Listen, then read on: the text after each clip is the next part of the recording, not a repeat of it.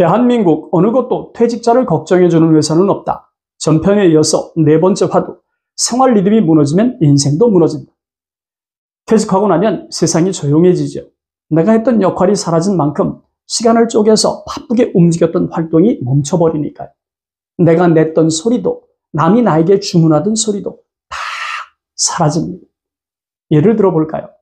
누군가의 눈치를 볼 필요가 없어요. 회의에 쫓길 일도 없죠. 알람 맞춰서 일어날 일이 없으니까 눈을 뜨고 싶을 때 일어나면 되니까 아침도 정말 넉넉하고 자유롭습니다. 빽빽하게 들어찼던 일정도 사라진 만큼 달력도 깨끗해지죠.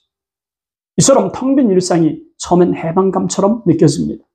하지만 이 해방 같은 자유는 머지않아서 무너짐의 시작이 될 수 있어요.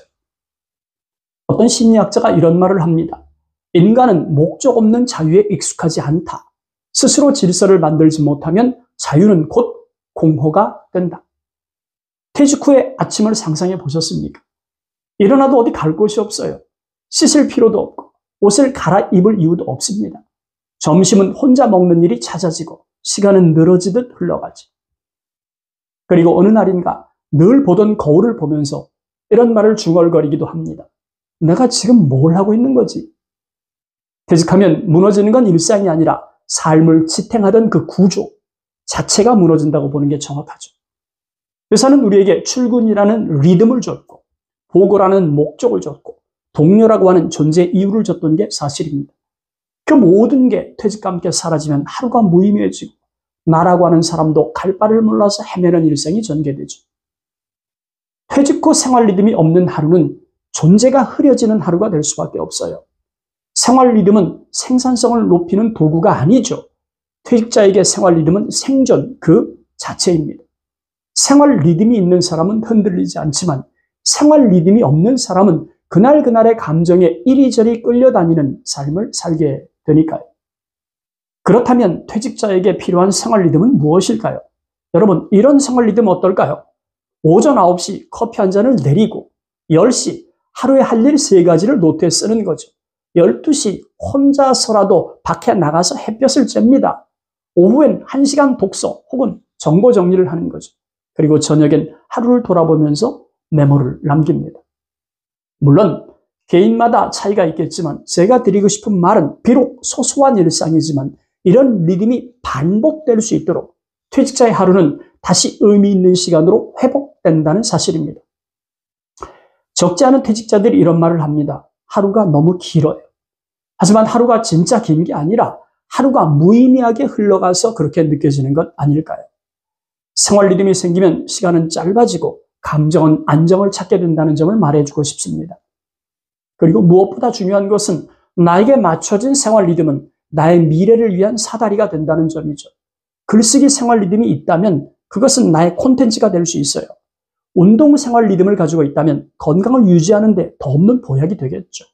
또 정보 수집 생활 리듬이 있다면 미래에 새로운 수익을 만드는 씨앗이 될 수도 있으니까요. 삶은 일정한 흐름이 있어야 흔들리지 않습니다. 퇴직한 그 이후에도 그 흐름을 스스로 만들어가는 사람이 인생 이막에서도 중심을 잃지 않고 살아갈 수 있으니까요. 대한민국 어느 곳도 퇴직자를 걱정해주는 회사는 없다. 마지막 5번째 화두.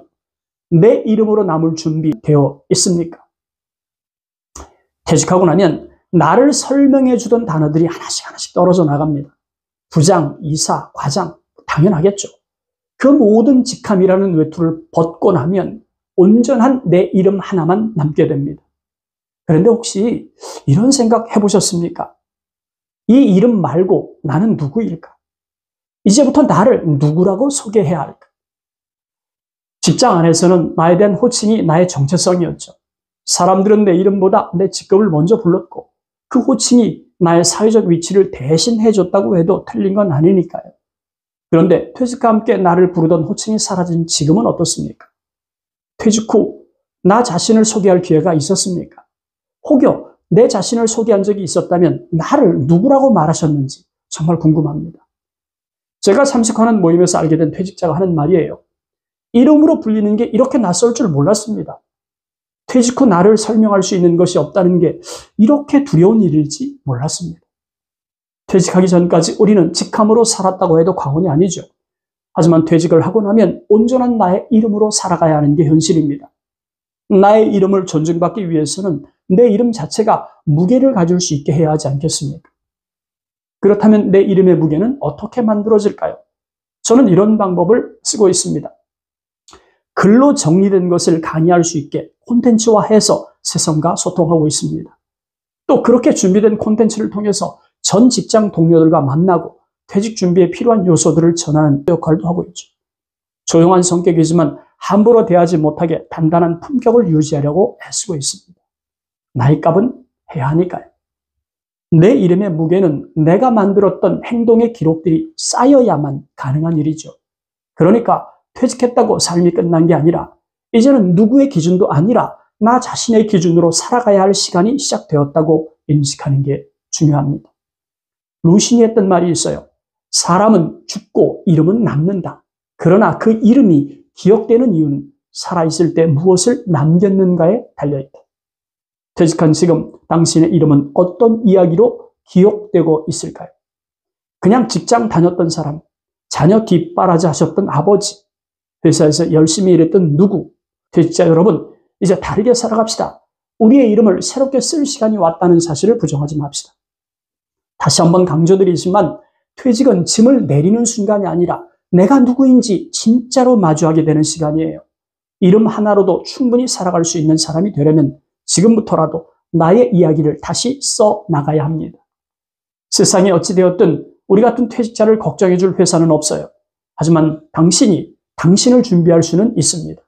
그 준비는 퇴직 후 나의 이름으로 살아가는 사람이 되는 길이죠. 본 영상이 당신의 이름이 다시 빛날 수 있는 계기가 되었기를 바라봅니다. 정리하고 마치겠습니다.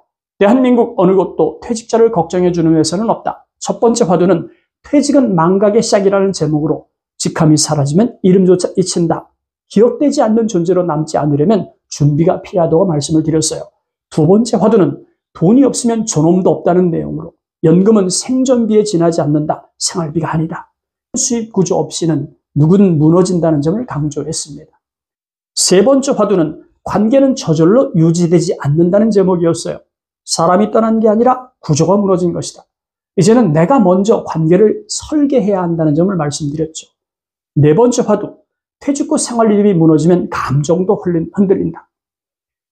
하루의 흐름이 없으면 삶의 방향도 잃습니다. 일상이 다시 돌아오게 만드는 습관이 필요하다는 말씀을 드렸어요. 마지막 다섯 번째 화두, 이제는 이름으로 살아야 할 시간이라는 점을 말씀드렸어요.